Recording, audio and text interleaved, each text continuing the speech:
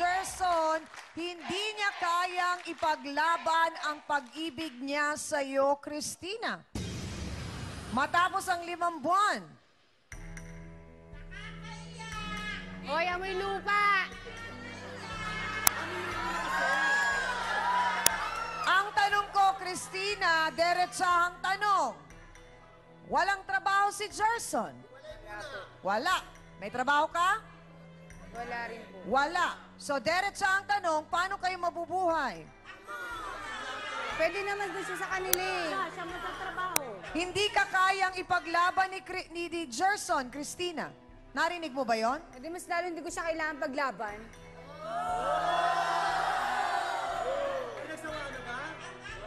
Bakit mo nagustuhan si Gerson, Christina? Mabait po. Bukod sa mabait, Malambing, okay lang. Inuuto niya Okay. lang yan. Inuuto niya. gano'ng katotoo na araw-araw may binibigay na pera si Aling Teresita sa'yo binibigay? Bakit? Ni Gerson. Bakit? Binibigay niya sa akin. Bakit nga? Panggastos namin. Nagsasama na ba kayo? Hindi po. So, ibig sabihin, aasa kayo kay Aling Teresita, ayaw niya sa'yo. Alam mo ba yon, Christina?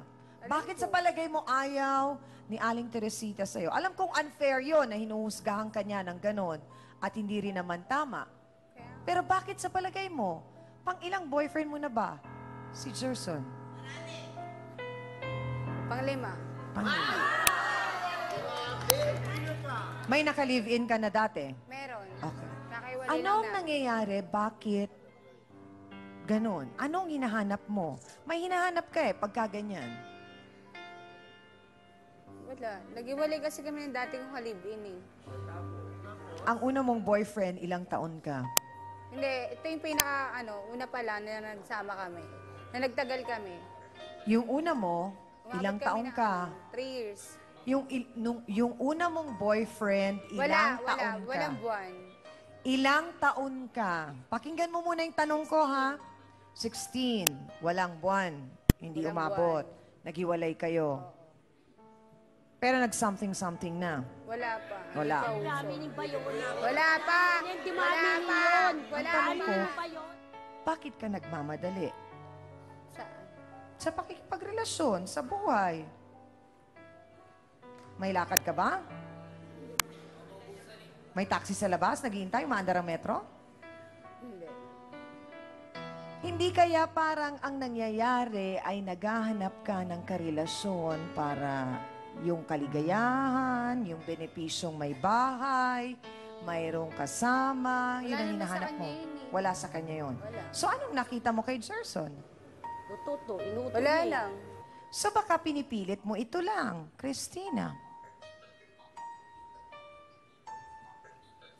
Hindi rin po pwede na kada maging boyfriend natin, pipilitin natin ng ganun. Dahil lalayo ang lalaki. Alam po ninyo mga kapatid, ang ganitong klaseng problema, hindi lang po si Aling Teresita ang dumadaan sa ganitong problema sa kanyang anak na si Gerson. At Gerson, hindi lang din ikaw ang nakakaranas ng ganitong problema. Kaya naman gusto namin sa tulong ng Trio Tagapayo, makausap kayo ng harapan, ng malapitan, ng face-to-face, para rin si Christina ay magabayan at maunawaan mo kung gaano mo dapat bigyang halaga at importansya at pagmamahal ang iyong pagkababae. At ganun din ikaw, Gerson, siguro mas maliliwanagan ka sa tulong ni Father din na dapat mong unawain at pakinggan ang iyong ina. Gerson, ano ba ang gusto mo? Bumalik sa nanay ko. Ha? Bumalik ka sa nanay ko. Hindi naman pala eh. Ba't hindi ka nakikinig sa nanay mo? Tapos sinabi mo, hindi mo naman kaya pala ipaglaban nitong pag-ibig na ito. Edi, mas maigi pa nakinig ka na lang sa nanay mo at naging maayos yung buhay mo. Meron kang concern sa anak mo. Lamang ay ilagay mo sa tamang perspektibo, ilagay mo sa tamang kaparaanan. Magiging parang ama at ina ka sa kanya ngayon. Attorney Acosta, mukhang magandang naging resulta ng ating counseling dahil nandun na sa puti si Gerson at mas naliwanagan na po ba siya? Napahinuhod natin si Gerson Tiangami na kailangan bumalik siya sa piling ng kanyang ina sapagkat na base na rin sa kanyang mga salaysay, hindi pa siya handa na magkaroon ng relasyon. Kaya't salamat kay Gerson, bagaman marami pa ring katanungan na bumabagabag sa kanyang kalooban hinggil sa kanyang pagkatao, at ito naman ay nalaman na rin ni Aling Teresita.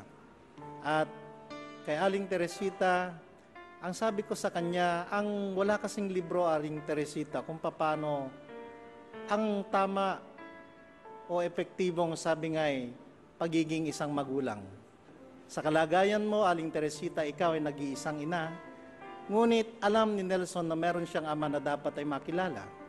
Kinakailangan makilala ni Gerson kung sino ang kanyang ama, at palagay ko kapag ito na ay nagawa mo sa kanya, dito magsisimula ang magiging matatag ninyong pagsasama bilang isang magina at maihahanda mo ang totoo at matatag na kinabukasan ng iyong nag-iisang anak.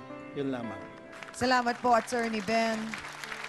Dr. Camille, may nakita po ba kayo dun sa naging counseling na parang kadahilanan kung bakit parang ganoon yung personalidad nitong si Gerson, na parang nakayuko, nahihiya, na para bang hindi mo maintindihan or maipaliwanag bakit kaya po siya ganon? Una-una, no, ang isang tao na ganito ang posture, parang sasabihin mo, napaka-weakling. At the same time, napaka-submissive. Bakit ganito? Siya na mismo ang nakasagot nun, si Gerson. Natatakot po ako. Ano ang kinatatakot mo? Ever since po kasi, parang, sa sobrang takot ko, parang wala po akong yung sariling identity na nararamdaman. Hindi po ako kompleto. Kaya ang nangyari, sabi niya nung pong 19 years old ako na ang dami kong katanungang gustong itanong sa aking ina, parang ang sagot sa akin kagaya nga nung sinabi niya na, saan nandun ang tatay ko? Ang alam po ni Gerson all the time, patay na ang kanyang tatay. So ngayon, yun pa lang, ang sabing ganun tinanong ko kay Aling Teresita, totoo po ba na sinabi niya yan? Oo. Siyempre, pag nangyari yun, Aling Teresita, alam niyo, napakalaki pong epekto para kay Gerson. Unang-una, nag-create po kayo ng isang taong natatakot sa inyo. At yun din taong po yun ay kung ano ang ginagawa niyong pagsisinungaling, siya po rin ay magsisinungaling. Bilang isang mabuting magulang, mag-umpisa kayo ng tama. Anong tama? Sabihin ng totoo. Yun lang ang gusto niya. Salamat, Dr. Camille. Nako, Father, talagang minsan mahirap pero kinakailangan na tiisin ng isang ina ang mga ganitong klaseng sakripisyo, hindi po ba? Tama po, Tiyang Ami, dahil sa nakikita ko at obserbasyon ko, hindi pang handa itong si Gerson